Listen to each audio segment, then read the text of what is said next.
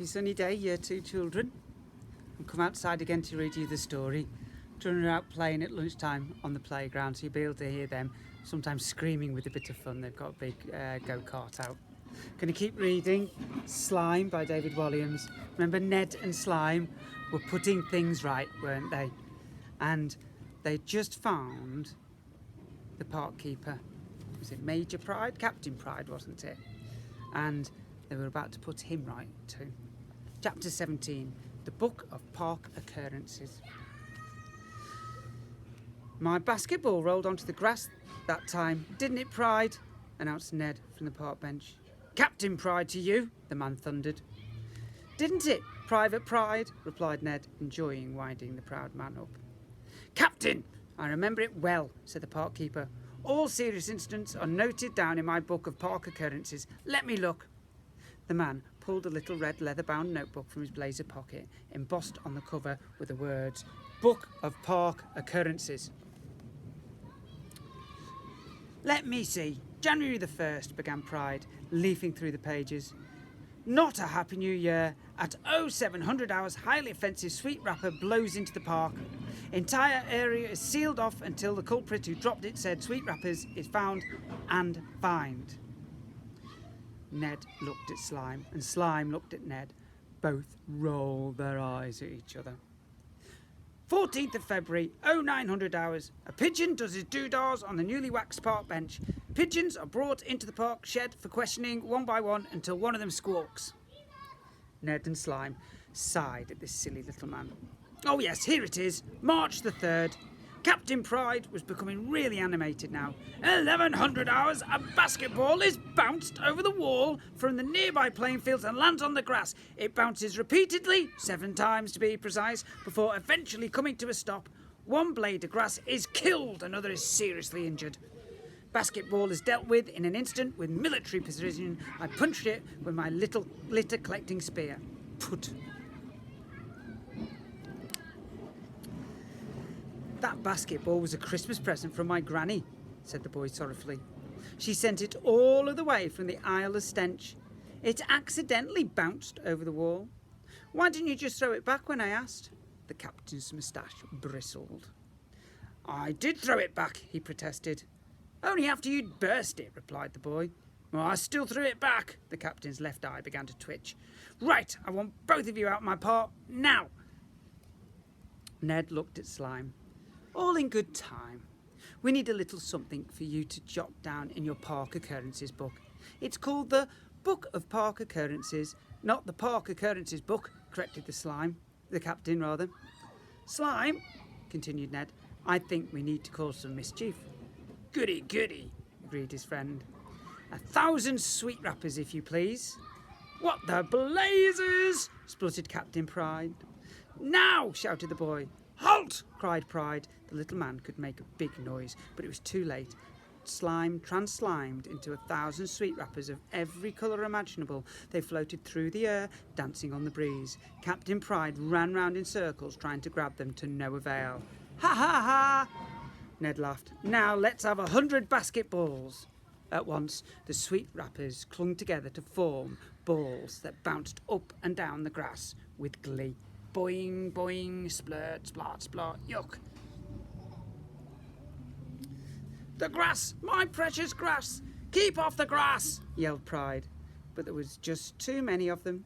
He ran to fetch his litter spear and stabbed at them, but whenever he hit one, it just soaked him in slime. Splurt, yak, guck.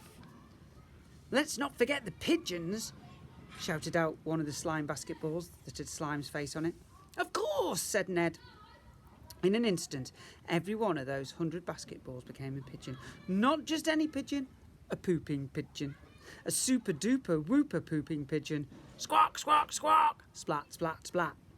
As the birds looped and twirled through the air, they dropped their load of multicoloured slime poop. Sloop. Probably one of the most used words in the English language, hence its inclusion in the Walliams Dictionary. And they sloop everywhere. Splat, splat, splat!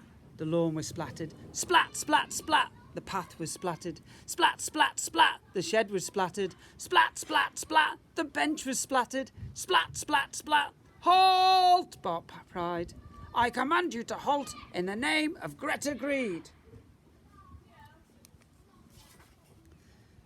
One last military fly past, ordered Ned. Slime knew what the boy meant, and immediately the birds gathered in formation as if they were an Air Force stunt team.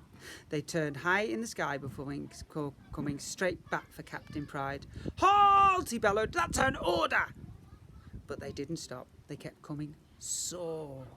The old soldier began to run away, but he was no match for the slime pigeons. They swooped over his head, dropping their load right on top of him. Splat, splat, splat, splat, splat, splat, splat, splat, splat. Captain Pride was splattered. Dirty beasts, cried the man. His moustache, his blazer, his slacks, his highly polished boots, his every last part of him was covered in goo. Oops, remarked Ned. You seem to have a tiny speck of something on you, Captain Pride. A red mist of fury descended upon the park keeper. I'll get you, boy, he yelled as he charged at Ned with his litter spear. Charge! And it's not Prode, it's Pride! Just in time, the slime pigeon swooped down to Ned, whisked him up from the park bench high into the air. Another day, Captain Prude, he called from above. With the beat of 100 slimy wings, the boy vanished into the clouds. Chapter 18. Bottom Banger. Madame Silenzo Sloth was the island's piano teacher. You might reasonably assume that a piano teacher taught the piano. In this case, you'd be wrong. Sloth was the idlest music teacher in history. The lady would go to the most extraordinary lengths to avoid having to teach any of the children on the island anything.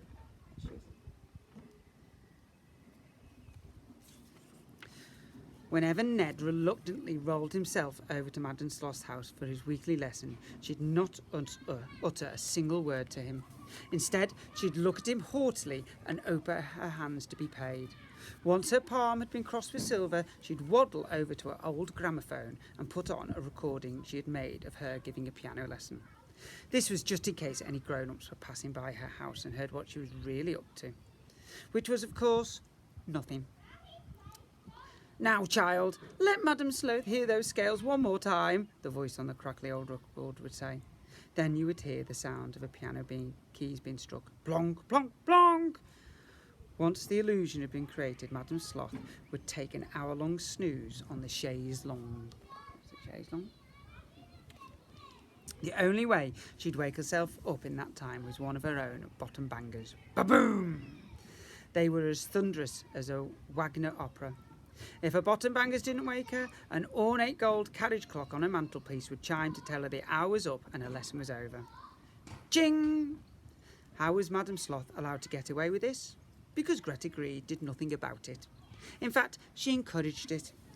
Anything that brought children misery was fine by her. Because Ned never learned a thing about playing the piano in his years of enduring Madame Sloth's piano lessons, he'd be sent off to have more and more lessons.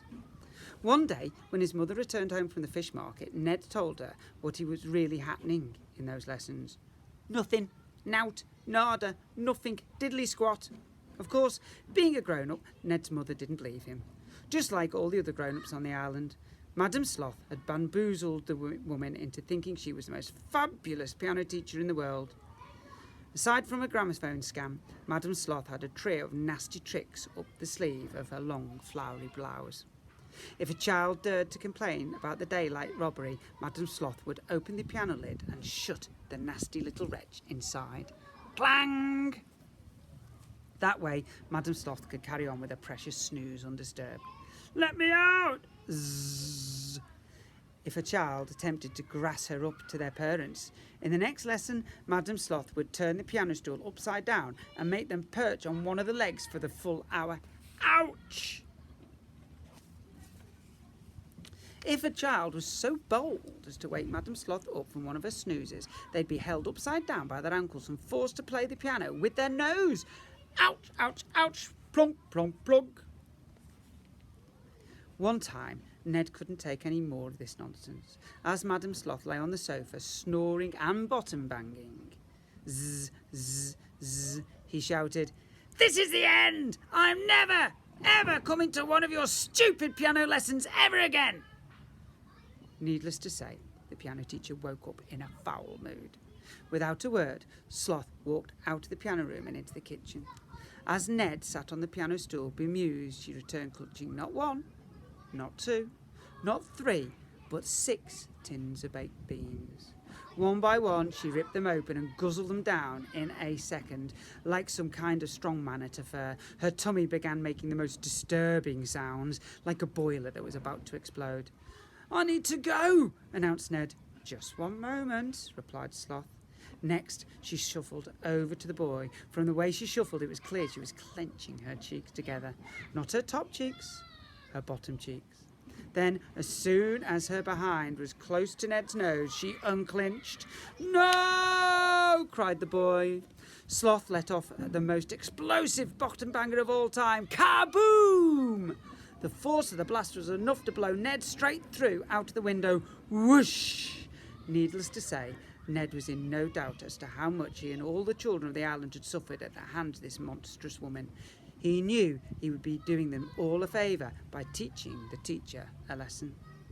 The question was, how? I wonder how he's going to pay her back. With slime, probably. Guys, hope you're enjoying a bit of the sunshine today. Take care of yourselves. Remember the school motto, if you see someone without a smile, give them one of yours. Keep on smiling, guys.